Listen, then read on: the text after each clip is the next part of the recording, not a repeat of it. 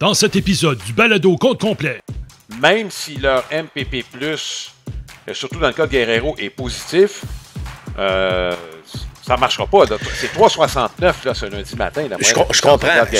Mais justement, Alain, pourquoi attendre que ces gars-là se réveillent? On a des matchs à jouer, on a des matchs à gagner, puis on en gagne. Là, on gagne des séries. Oui. Mais, tu sais, je veux dire, c'est ça, là, c'est qu'on a toujours l'impression qu'on attend que quelqu'un débloque. Au jeu!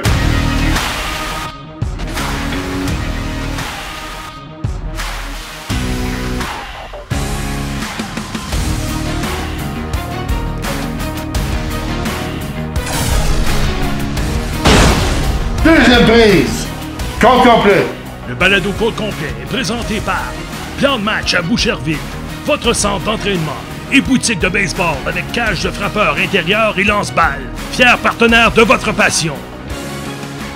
Voici vos animateurs, Alain Usereau et Mark Griffin. Bienvenue à compte complet, notre balado qu'on vous présente chaque semaine sur ce qui se passe dans le monde du baseball. Alain Usereau en compagnie de Mark Griffin.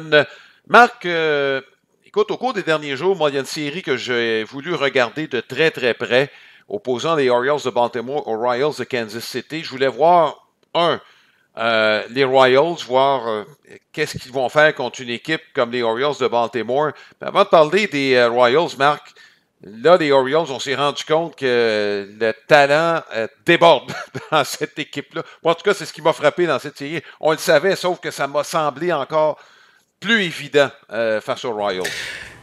Écoute, Alain, tu regardes la manière dont cette série-là s'est jouée. C'est vraiment exceptionnel.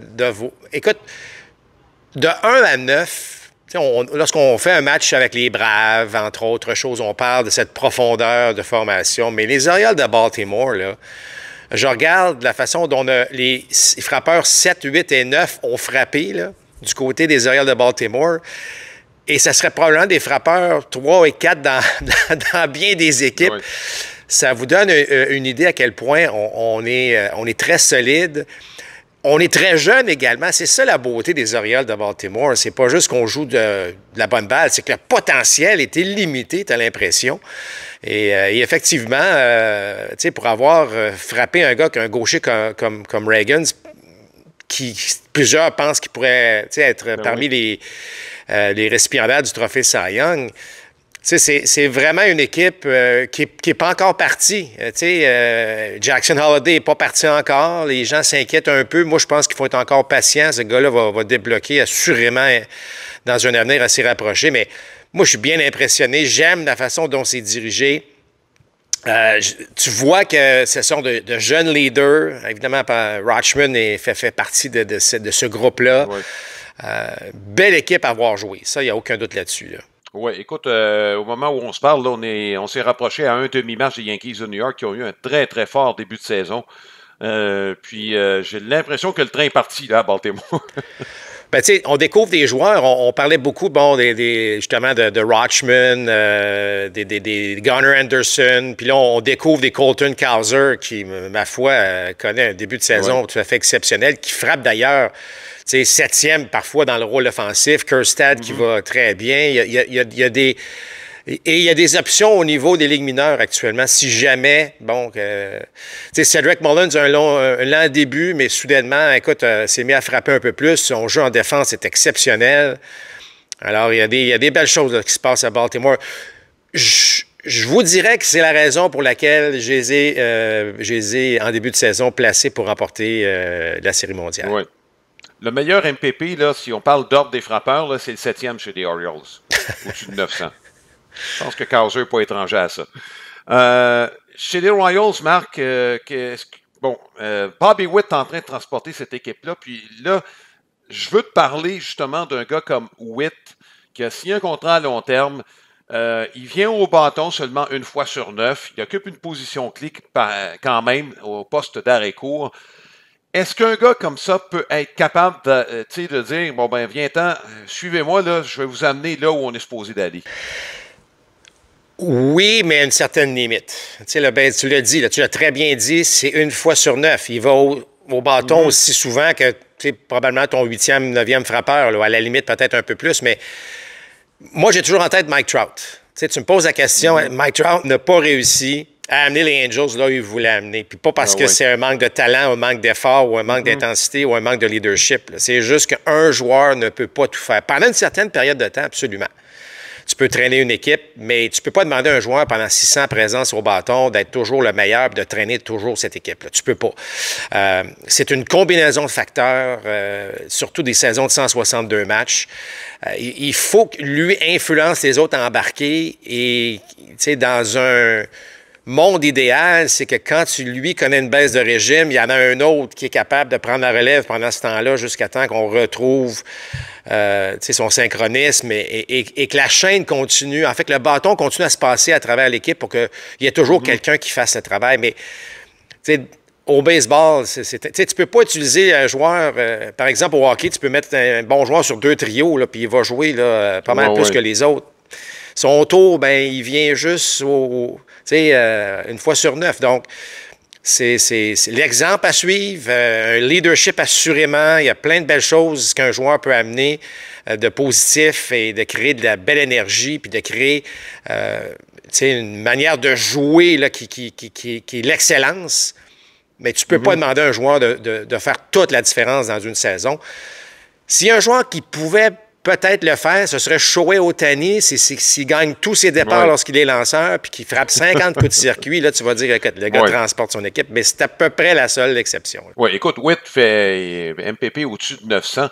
En fait, met la table à Salvador Perez, qui a une saison absolument extraordinaire, là. Son taux de but sur balle est un peu plus élevé que d'habitude, et ses points produits, ses coups de circuit, Marc, c'est toujours à des moments importants.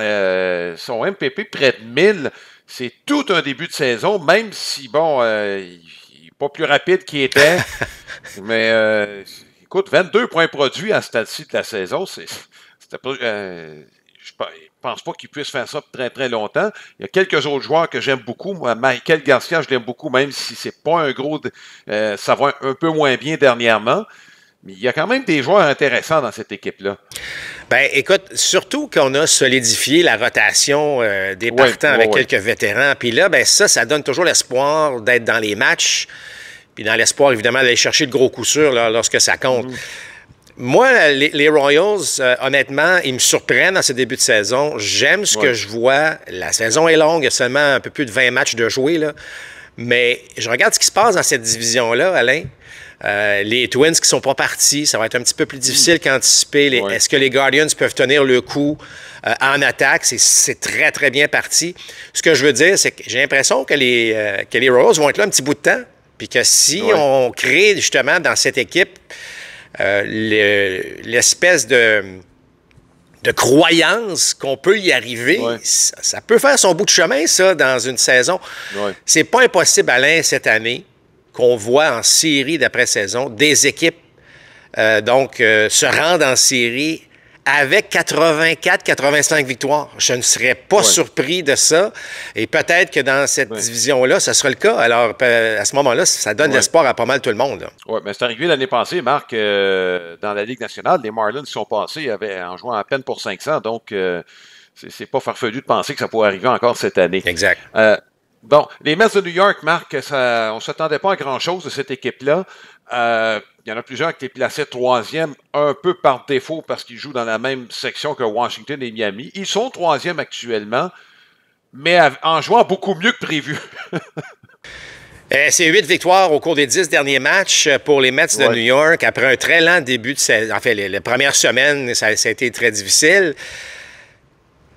Je sais pas, tu sais, les attentes n'étaient pas élevées. Rappelle-toi les 2-3 dernières années où les attentes étaient élevées, puis là, on s'est écroulé. Il y a toujours, bon, tu le sais, Alain, les Mets, il y a toujours une controverse, il y a toujours un incident qui arrive avec cette équipe-là. Peut-être que cette année, on se dit, on y croit pas, puis soudainement, on va commencer à jouer de la bonne balle. Je ne le sais pas, mais c'est encourageant. Moi, honnêtement, après la première semaine, je me disais, ouf, ça va être une saison qui est très, très longue. Mais là, on s'est replacé. C'est fragile, par contre. On va se dire, là, c'est quand même assez fragile là, comme scénario. Mais les Mets, là, ça laisse personne indifférent, je trouve. C'est une équipe qui laisse personne indifférent. Ils font toujours parler d'eux. Que ce soit en bien ou en mal, ils font toujours parler d'eux. Et ça serait le fun qu'on parle en bien des Mets un petit peu plus et que ça soit sur des prestations de certains joueurs. Un lent début de saison, très lent pour Francisco Lindor. Oups, ça va un petit peu mieux. Starlin Marte qui se met à frapper. Mais il y a quand même, comme j'ai mentionné, il y a une fragilité à tout ça. Donc, pour l'instant, belle façon là, de créer cette impression-là en jouant du baseball inspirant. Les lanceurs partants ont fait du très, très bon travail. Alors, pourquoi pas y croire pendant un certain nombre de semaines et voir jusqu'à où ça peut nous mener. Mais je parierais pas tout de suite le fait que les Mets pourraient se faufiler en série. Tu comprends? On va être un petit peu plus patient. Là. Puis, tu sais, la controverse, là, il reste pas mal de baseball à jouer. Là. OK, la controverse a du temps de s'installer aussi. Là. Écoute, je ne sais pas si c'est déjà l'empreinte de David Stern. Tu as parlé des partants, mais le rendement des releveurs, c'est parmi les meilleurs du baseball majeur actuellement. Et rappelle-toi la recette qu'il avait à Milwaukee. Hein? Le personnel de releveur a toujours été au cœur. Bon, on parlait des partants, les trois gros. Il ne faut pas les oublier, là, avec Peralta, avec Burns et Woodruff. Mais on a toujours eu au moins une paire de releveurs dominants avec quelques acteurs de soutien là, qui étaient excellents. Donc, oui, les trois partants, mais en relève à Milwaukee, on était très, très fort également. Les devants, après 7 manches, Marc, c'était fini à Milwaukee. Puis je regarde le rendement là, des releveurs. Là. Les 4 premiers releveurs, c'est Ottavino qui a la moyenne de points mérités la plus élevée, tout juste au-dessus de 2. Je me demande si ce n'est pas l'influence de David Stearns qui déjà est en train de se faire sentir. Ouais, absolument, mais je pense que le retour d'Edwin Diaz en est aussi pour quelque chose. Il ne faut pas oublier qu'il a raté toute la saison dernière. Mais tu as raison de mentionner que c'est une courte relève qui est très solide. Et là, lorsque la confiance s'installe à ce niveau-là, c'est tellement payant là, parce que tu sais, à l'attaque, si on est capable de donner cette avance en 8e, je dirais peut-être pas la 7e encore, mais disons la 8e et la 9e, c'est sûr qu'à ce moment-là, on a des bonnes chances de fermer les livres. La recette, elle a toujours été bonne. T'sais, lorsque tu as des releveurs en fin de match, les fameux matchs d'1 point ou de 2 points d'écart, Alain, que tu vas gagner, puis surtout tôt en saison, ils font une grande différence. Alors, c'est une bonne recette. Si tu es capable de l'appliquer, si tu es capable de la faire avec ton équipe, c'est vraiment une bonne manière de solidifier puis de peut-être t'assurer justement que tu n'es pas sur une longue série de défaites avec une excellente courte relève. Oui, puis ce qui m'inquiète le plus chez les Mets, chez les lanceurs, on pourrait parler des joueurs de position aussi, mais chez les lanceurs, là, il n'y en a pas beaucoup qui ont en bas de 30 ans parmi les gros joueurs. Là. Il y a José Butto qui semble avoir en train de trouver sa place, là, mais pour le reste, là, c'est beaucoup de pression. Edwin Diaz a 30 ans, tu as Jorge Lopez, 31, Ottavino, Dakeman au-dessus de 35. Drew Smith a 30 ans, c'est un bon bras, mais écoute, les gars, là, entre 25 et 29, il n'y en a pas en relève présentement. Moi, c'est la partie qui m'inquiète le plus. Écoute, puis tu pourrais parler aussi d'un gars comme Marte qui a 35 ans passé. C'est pour ça que je parlais de fragilité tantôt. J'aime, tu sais, on aime ce qu'on voit. On est encore au mois d'avril. On est frais et dispo, mais il y a une certaine fragilité chez les Mets. C'est pour ça qu'il ne faut pas nécessairement partir là, sur... faut être heureux de ce qui se passe pour eux, mais faut être un peu patient. Là. On ne parle pas d'une équipe comme, par exemple, les Orioles de Baltimore où la jeunesse est installée puis que là, on sait qu'on s'en va pour un petit bout. Là. Oui, on espère chez les Mets, en fait, entourer le Butto, Beatty et Alvarez. Là. Je pense que c'est les 3, un au monticule des 2 autres comme joueur d'opposition. Ben, c'est le temps de la question de la semaine qui est présentée par Silmar Autoville. C'est votre détaillant pour les pneus de voiture et de camions classiques et antiques. On vous invite à consulter le www.silmar.ca. Est-ce que vous pensez que les Mets de New York vont être capables de tenir le coup? On vous invite à consulter notre page Facebook, Compte Complet Balado, ou notre site internet comptecomplet.com. On attend vos commentaires. Les Mets qui sont sur une bonne séquence, joue mieux que prévu. Freine les séries, ça a commencé aujourd'hui. Donc, on attend vos commentaires. Marc, je ne sais pas si c'était à la lumière de ce qu'on va se donner, garder une petite gêne, mais c'est ça. Ben, je vais te dire une chose, si les Mets jouaient dans la division Ouest, la nationale, ils seraient en première place. Ouais. Et ça, je pensais pas dire ça après 20 matchs de la saison régulière. J'aimerais prendre quelques minutes pour remercier notre commanditaire principal, le plan de match, la boutique de baseball à Boucherville. Vous avez besoin d'équipement. J'y suis d'ailleurs présentement. Venez faire un tour, c'est à Boucherville. Cage de frappeurs également. Il y a des cours privés qui se donnent ici. Alors, plan de match à Boucherville. Et je vous rappelle aussi pour nous écouter ou nous voir, la chose la plus facile à faire, c'est d'aller sur notre site internet www.comptecomplet.com et à ce moment-là, vous allez retrouver tous les endroits pour nous suivre. Bon, on va parler des Blue Jays de Toronto, Marc. Ils viennent de gagner 4 séries de suite. C'est plutôt impressionnant, Marc, ce qu'ils ont réalisé au cours. Bon, après un début de saison qu'on prévoyait un peu difficile compte tenu que c'était sur la route. Mais là, on vient d'en enfiler 4 de suite. Il y a eu des bonnes équipes là-dedans au cours de la dernière semaine, des Padres de San Diego et des Yankees de New York. Qu'est-ce que tu retiens de cette semaine-là des Blue Jays? Oui, bien, effectivement, c'est bien de voir que c'est pas l'affaire d'un ou deux joueurs. C'est vraiment une combinaison où tu as eu la participation. Évidemment, les lanceurs partants font une fois de plus, Alain, un travail remarquable. J'ai bien aimé ce que j'ai vu. Berrios continue cette domination totale en ce début de saison. Il agit vraiment en partant numéro 1 d'une formation. Et le dernier départ de Kevin Gausman, pas mal plus rassurant. On parle pas beaucoup de Kikuchi, mais mine de rien, ce gars-là donne de bonnes manches à l'équipe aussi, ce qui fait en sorte qu'on est quand même en mesure d'oublier un peu les Manoa de ce monde. Mais moi, le gars que je retiens dans tout ça, c'est Dalton Varsho. Varsho qui semble, bon, encore une fois, sa moine au bâton n'est pas ce qu'elle pourrait peut-être être. Mais défensivement, son jeu global, mais je vais ajouter son jeu en défense, c'est tout à fait exceptionnel. Vraiment, je comprends pas comment ce gars-là n'a pas gagné le Gant d'Or l'année dernière. Là, il est en train de démontrer à quel point il peut faire une différence dans un match donné avec des catchs où la probabilité est à peu près de 5 % et lui est en mesure de le faire. Fait que ça, j'aime ça. J'aime ça. Et ce qui est encore peut-être un peu plus encourageant pour les Jays, c'est que c'est pas tout le monde qui est parti encore. Turner a traîné l'équipe en attaque en début de saison. Varsho tente de l'aider. Mais Springer, c'est correct, mais on le sait qu'il est capable d'un petit peu plus. Est-ce que Bichette peut élever son jeu d'un cran aussi? Alors, il y a un certain potentiel, mais je trouve que le dynamisme apporté par Ernie Clement et David Schneider commence à déteindre. Tu vas me dire, écoute, comment deux gars comme ça... On a l'air d'avoir du fun, ces gars-là, à jouer. Surtout Clement, qui semble être vraiment le gars à l'intérieur de l'abri. Lorsqu'il joue, il a du plaisir. Il a un certain charisme, ce joueur-là. Je ne vous dis pas que c'est à cause de les deux que les Blue Jays vont remporter le titre de la division, mais je trouve que c'est rafraîchissant de voir ces gars-là jouer. Ils ont obtenu de gros coups sûrs depuis le début de la saison. Puis ça ajoute à la profondeur de l'équipe. Alors, il y a des points positifs. Il y a toujours certaines décisions, parfois, qui nous font réfléchir. Mais en général, dans le cours de la dernière semaine, bien aimé ce que j'ai vu de cette équipe-là. Marc, vous allez me dire que je gâche le party un peu. On a quand même un différentiel négatif. Exact. On est dans la deuxième moitié et à l'attaque et au monticule. Est-ce que tu t'attends à l'amélioration à un moment donné à l'un ou l'autre de ces deux aspects-là? Moi, c'est au monticule que j'aimerais voir une amélioration. Et là, si je le dis au monticule, je pense qu'on est capable d'en donner plus à l'attaque.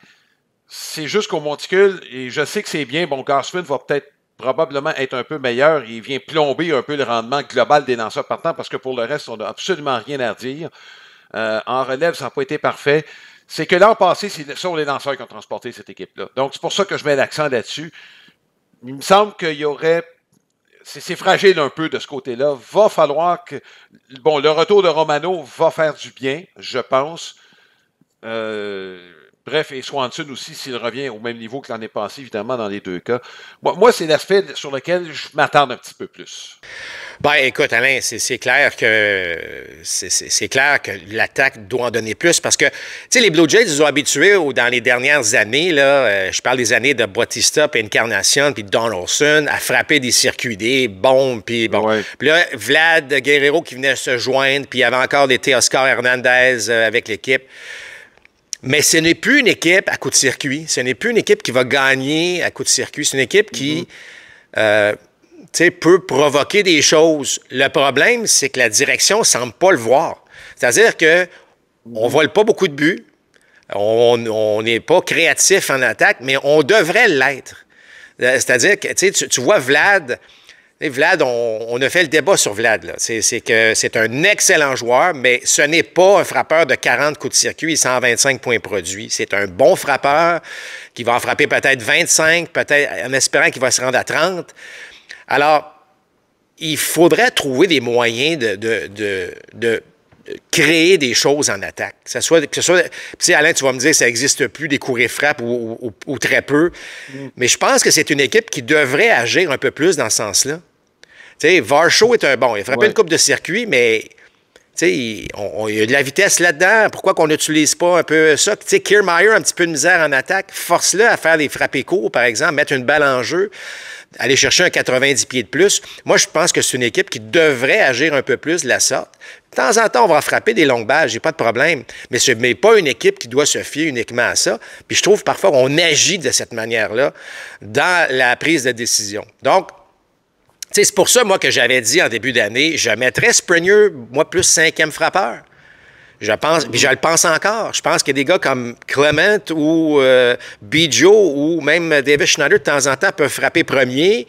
Mais là, si tu descends par la suite, ça crée un cœur de formation qui est, selon moi, un petit peu plus solide. Je pourrais faire le même débat avec les Astros puis Ozzy Altuve. Moi, je pense qu'Altuve ne devrait pas frapper premier, devrait être un petit peu dans le cœur de la formation. Surtout que des gars comme Abreu vont pas bien du tout. Mais ceci étant dit, c'est là que je pense que les Blue Jays devrait trouver un moyen d'être plus créatif. Tu l'as dit, on n'a pas marqué une... Tu sais, il faut soutenir nos lanceurs partants. Il faut leur donner parfois de l'air un peu. Il faut qu'ils respirent un peu parce que là, tu as toujours l'impression qu'il ne faut pas en donner trop là, parce que ça devient un peu plus difficile. Alors, les Blue Jays sont bien gardés au monticule, mais il faut que l'attaque supporte davantage. Puis arrêtons de toujours demander à Vlad à lui-même. On vient de parler là, tout à l'heure d'un Bobby Witt Jr. Oui, il peut faire un travail exceptionnel, mais tu ne peux pas transporter l'équipe toujours avec tes propres performances. Donc, j'aimerais voir plus de créativité en attaque du côté des Blue Jays, de créer des... Puis, tu sais, je parle pas d'amorti, là, mais je parle, tu sais, de courir un petit peu plus, de créer un peu d'énergie, de passer du premier au troisième. On est une équipe qui est un peu, outre Varsho et peut-être Kiermaier, je trouve pas qu'on est une équipe hyper agressive sur les sentiers non plus. Donc, mais il y a moyen de le faire. Il y a certainement moyen d'être un peu plus créatif en attaque. Oui, mais Marc, il y a une chose. Guerrero et Bichette finiront pas l'année avec une moyenne de puissance en bas de 400, parce que c'est le cas présentement. Là. Je veux dire, non, bon, peut-être que dans ton cas, tu t'attends pas à ce qu'on Guerrero frappe une trentaine de circuits, peut-être même pas Bichette, mais pas avec une moyenne de puissance en bas de 400. Si ces deux gars-là continuent dans cette lignée-là, même si leur MPP+, surtout dans le cas de Guerrero, est positif, ça ne marchera pas. Là. C'est 3,69. Là, je comprends. Mais justement, Alain, justement, Alain, pourquoi attendre que ces gars-là se réveillent? On a des matchs à jouer, on a des matchs à gagner, puis on en gagne. Là, on gagne des séries. Mais, tu sais, je veux dire, c'est ça, là, c'est qu'on a toujours l'impression qu'on attend que quelqu'un débloque. Mais on en met des gars sur les buts. Là. On est capable de faire des choses. Alors, c'est juste de ne pas être trop passif en attaque, de tenter de créer des choses, justement. Puis à un moment donné, ben, il va y avoir un réveil de la puissance de Vlad puis de Bichette. Tu sais, il va commencer à faire plus chaud, la balle va voyager un petit peu plus. Tu vas me dire c'est bon pour toutes les équipes, mais c'est vrai aussi pour les frappeurs des Blue Jays de Toronto. Donc, dans ce cas-ci, moi, ça... c'est ça. C'est pour ça que j'aime pas ça des équipes qui sont passives. On va attendre que les gars débloquent. Là, on se croise les doigts et on attend. Alors que je pense qu'on est capable de modifier notre style, même si c'est pas là, le scénario écrit d'avance avant les matchs. Il faut toujours que j'ajoute mon petit grain de sel là-dessus. Ouais. Mais tu comprends, c'est d'arriver puis de parler aux joueurs aussi. Hey, écoute, les gars, on crée pas de puissance. Ben, on va créer d'autres choses aujourd'hui. On essaie-tu des choses? Ouais. C'est là que j'aimerais... Tu sais, on est... Passif est le terme que j'utilise souvent là-dessus. On se croise les bras et on attend que quelque chose se produise alors que je pense qu'on serait capable d'en créer. Oui. Écoute, c'est contre-tendance. Ça, je pense que tu sais, tu es au courant de ça. Ben oui, mais j'ai toujours été contre ça, puis je lâcherai jamais le morceau. Je vois ce qui se passe dans le baseball actuellement, Alain, puis tu me feras pas changer d'idée et, à ce niveau-là. Puis juste ajouter un autre point, j'ai bien aimé le travail de Rodriguez au monticule, soit dit en passant. Il a l'air d'un lanceur professionnel. Il vient ajouter une belle profondeur. J'aime beaucoup sa balle glissante. Donc, à lui, évidemment, de s'installer tranquillement, pas vite, mais disons que les premières impressions sont bonnes. Oui. 2 séries à venir pour les Blue Jays. 4 matchs contre Kansas City, ça va être intéressant. Et 3 contre les Dodgers, retour à domicile.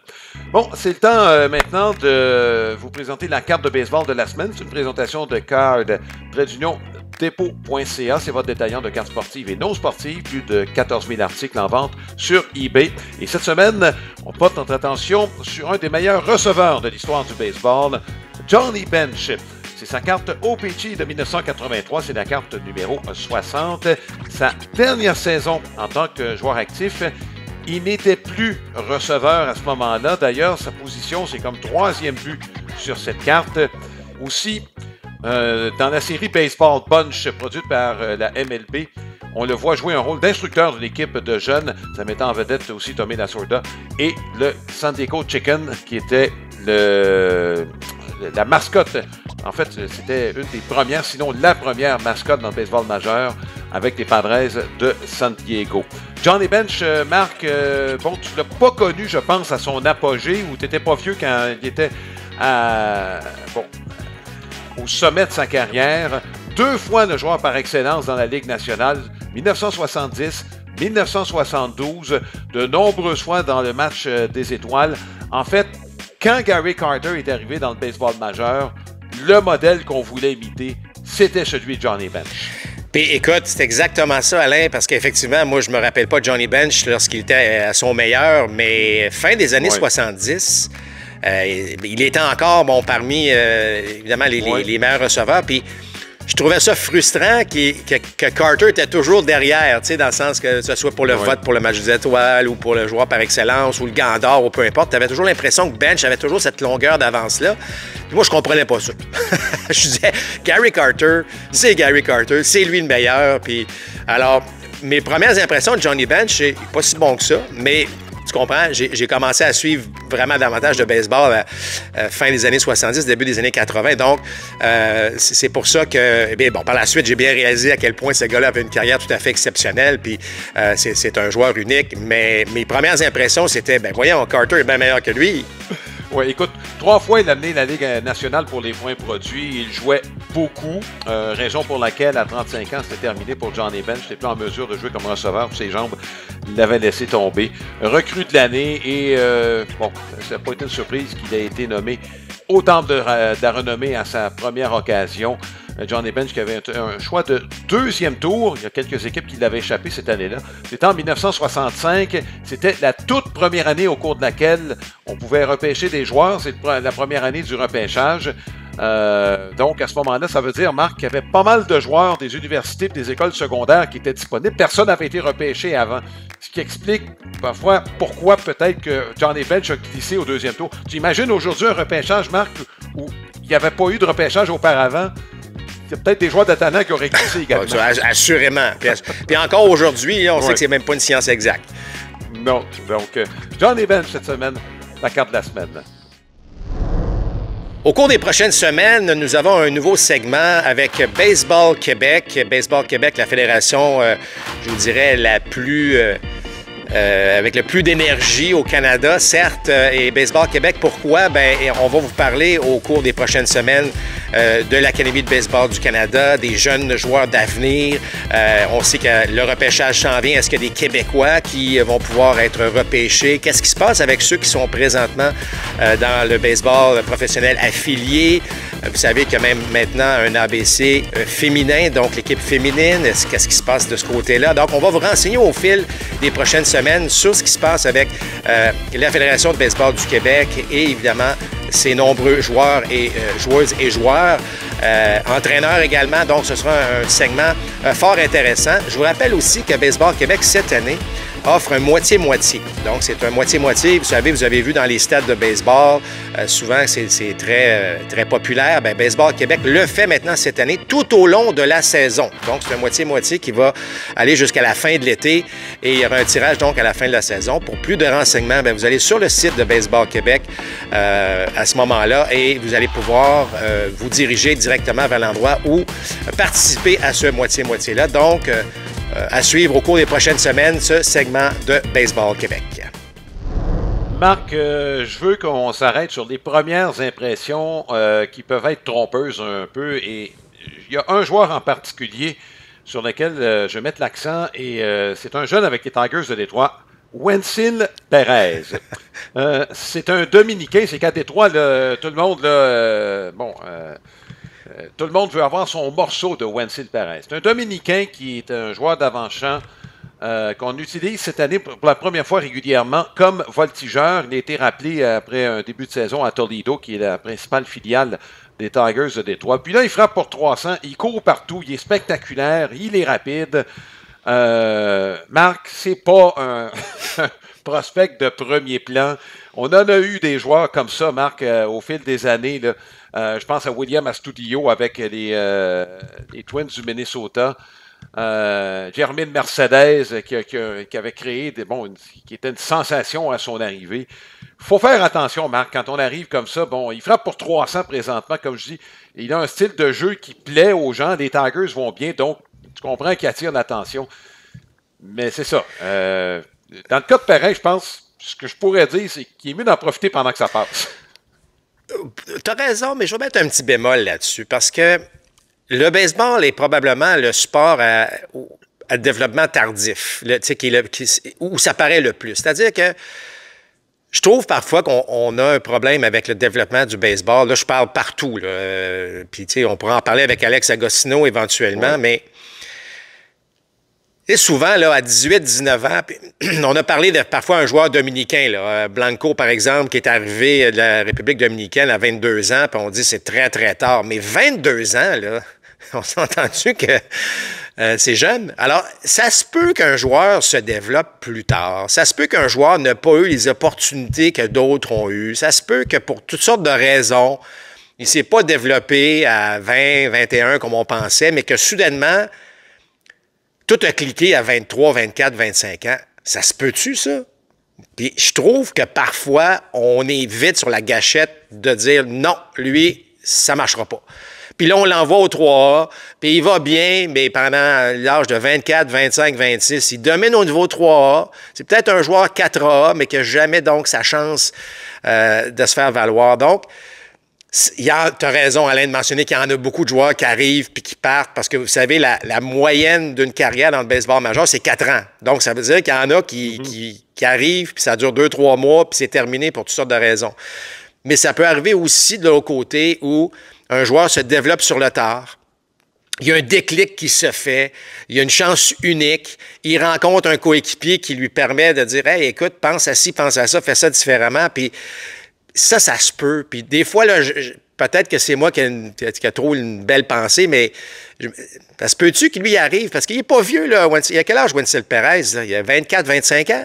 Oui, 24. 24 ans. Donc, tu comprends? Alors, je suis plus du côté de dire, ben peut-être qu'enfin, il a sa chance, il y a quelque chose qui a débloqué, puis l'échantillon est très court, là, j'en conviens. Mais j'ose penser que ça pourrait développer à quelque chose de plus intéressant à long terme qu'à court terme. Tu vas me dire qu'il y a pas mal d'exemples qu'il y en a que c'était à court terme, je comprends très bien ça. Mais tu sais, j'ai quand même toujours l'espérance. Moi, quand je vois un joueur, tu as un uniforme sur le dos, soudainement, tu sais que ça va bien, bien, profites-en parce que ça peut être justement l'unique chance. Tu sais, tu viens de le dire, la question était est-ce que ça peut se poursuivre, cette affaire-là? J'ose espérer que ça pourrait. Puis j'y souhaite, évidemment. Oui, ben écoute, à Détroit, c'est Akil Baddoo là, qui avait été une sensation en début de saison, puis ben c'est ça, une flamme qui s'est éteinte pas longtemps après. Ben écoute, puis Alain, honnêtement, on pourrait en nommer pas mal, là. Je veux dire, t'as raison, on dirait Akil Baddoo, on est un autre. Mais pensez-y, là, une carrière, c'est 4 ans. Ouais. Alors là, si vous mettez tous les excellents joueurs qui sont là pendant 10, 12, 13, même 15 ans, puis ça veut dire qu'il y en a pas mal qui sont là pas longtemps. Mais j'aime quand même le fait que je trouve que parfois, on étiquette des joueurs très rapidement en disant non, ça ne marchera pas, alors que tu as 24 ans. 24 ans, c'est quand même, tu pourrais avoir une carrière de 10 ans si jamais tu vas chercher la constance nécessaire. Mais ce que je veux dire, c'est que je trouve qu'on abandonne souvent pour des joueurs qui pourraient en donner beaucoup plus. Parce que vous savez, le baseball, tu atteins, selon moi, l'âge parfait pour atteindre, physiquement, mentalement, tout ce que vous voulez au niveau des habiletés. C'est autour de 27-28 ans. Là. Alors, pourquoi qu'à 24, on dit non, ça ne marchera peut-être pas, là? C'est pour ça que des fois, je ne suis pas sûr qu'on va toujours dans la bonne direction, mais bon, ça, c'est une opinion qui est très personnelle. Marc, il y a 2 performances qui ont attiré ton attention au cours de la dernière semaine. Je vais commencer avec Tyler Alexander. C'est un projet récupéré des Rays de Tampa. Il a une carrière, pas très spectaculaire avec Détroit depuis 2019. Il a lancé contre les Yankees de New York dans la série du dernier week-end au Yankee Stadium. Et avec une rapide, gros maximum 90 000 à l'heure, il a mystifié les frappeurs des Yankees. Je veux dire, les Yankees ont de la difficulté au bâton. C'est pas là qu'est le point. C'est des frappeurs du baseball majeur. Et même Juan Soto n'a pas été capable de faire quoi que ce soit contre Tyler Alexander. Écoute, c'est une des performances, pourtant il y en a eu des bonnes, qui t'a le plus impressionné, en tout cas au cours de la dernière semaine. Ben, c'est que, en fait, ça m'a impressionné, puis ça m'a aussi, tu sais, je trouve ça le fun. On parle tellement de puissance encore, puis des blessures, puis le fait que si tu lances 90 000 à l'heure, tu t'en vas nulle part, tu n'as pas de chance. On vient de parler du développement de joueurs. Là. Puis lui, il arrive, tu viens de mentionner, là, je pense que sa meilleure rapide était autour de 90, effectivement. Mais des lanceurs de finesse, il n'y en a pas assez. Il n'y en a pas assez, puis moi, tu regardes ça, puis comme frappeur, le frappeur doit toujours s'ajuster au lanceur. C'est pas l'inverse, là. C'est le lanceur, c'est lui qui a la balle, c'est lui qui dicte tout. Puis écoute, aucun frappeur des Yankees était capable, tu l'as dit, de s'adapter ou de s'ajuster à la situation.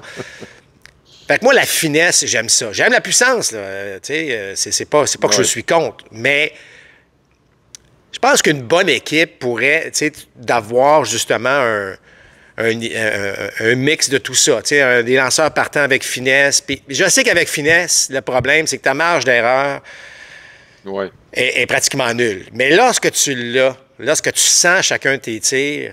Tu sais, Tanner Houck, là, il lance 95. Alors là, on est peut-être dans un autre niveau. Mais Alain, des matchs complets de moins de 100 tirs, c'était beau à voir. Il a utilisé sa glissante de façon magistrale. Là, tu vas me dire, la glissante, ça peut faire des blessures aussi au coude. Absolument. Mais ça reste que c'est pas uniquement de la puissance. C'est là que je trouve que c'est là que les lanceurs... En fait, ce que je devrais dire, c'est que là, les équipes devraient aller. Je dirais pas les lanceurs, parce que si quelqu'un lance fort, tu ne diras pas de lancer moins fort. Mais si quelqu'un a un bon lanceur, qui a un bon physique, mais qui est une rapide à 90 000 à l'heure, mais qui maîtrise tous ses tirs, qui a un changement de vitesse qui est solide, il faut que ces gars-là soient capables de se faire valoir dans le baseball. Puis ce qu'Alexander a fait, c'est exactement ce que j'aime voir d'un gars qui lance. C'est pas un garocheur. Il lance, il est solide, il comprend la situation, il voit que les frappeurs des Yankees n'étaient pas capables sur certains tirs. Il en a abusé. Tu sais, le fameux jeu d'échecs ou le jeu du chat et de la souris, lui, il l'a gagné à plat de couture dans ce départ-là. Alors, pour moi, c'est un beau spectacle. Oui. Puis Tanner Houck a réussi un Maddox en 1h49. Marc, le cadran ne l'a pas trop dérangé, lui. En tout cas, il a appliqué ce qu'on disait dans les années 70, Marc, c'est-à-dire travaille rapidement et aie du rythme. Un Maddox, en passant, c'est un match complet, blanchissage en bas de 100 tirs. Puis là, c'était en bas de 2 heures. Fait que, non, mais écoute, moi, ça, c'était fascinant. Et le rythme, tu as tellement raison de mentionner le rythme. C'est aussi bon pour le lanceur que le frappeur, mais ça paraît davantage lorsque le lanceur... Moi, vous savez, un lanceur, là, qui reçoit la balle de son receveur, puis tu sais, qui s'installe, puis il te regarde en me disant « Installe-toi, le frappeur, c'est sûr que je vais t'avoir. » Tu sais, cette espèce de langage corporel-là, mais Tanner Houck, il l'avait. Lui, là, que ce soit une balle ou qu'une... Enfin, il a pris les devants constamment, mais s'il tirait de l'arrière, là, ça le dérangeait même pas parce qu'elle allait envoyer une glissante au coin extérieur qui allait revenir puis que le frappeur abandonne. Tu sais, l'attitude venait avec aussi. Puis moi, je suis impressionné par les partants des Red Sox de Boston, mais ce que Tanner Houck a fait, écoute, 1h50, en fait 1h49 pour être précis, dans un match impliquant les Red Sox de Boston, il faut le faire, là. Il faut le faire. On n'aurait pas fait ça il y a 2 ans, ça c'est clair.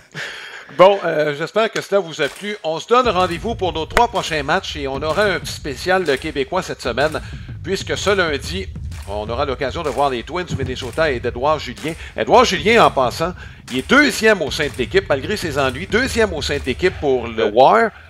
Il est premier pour les circuits et premier pour les buts sur balle. Donc, il y a tout lieu de croire que ça va s'améliorer au point de vue de la moyenne au bâton. Il y a juste Ryan Jeffers qui est meilleur que lui. Donc, les Twins qui vont accueillir les White Sox de Chicago. 19h30 que le match va être présenté ce lundi, c'est-à-dire mercredi, on verra les A's d'Oakland et Abraham Toro au Yankee Stadium à compter de 19h. Et dimanche, on parlait des Red Sox de Boston, on les verra à domicile et ce sera contre les Cubs de Chicago. À compter, comme d'habitude, le dimanche à 19h. J'espère que cela vous a plu. On se souhaite une excellente semaine de baseball. À la prochaine. Balado compte complet vous a été présenté par Plan de match à Boucherville, fier partenaire de votre passion.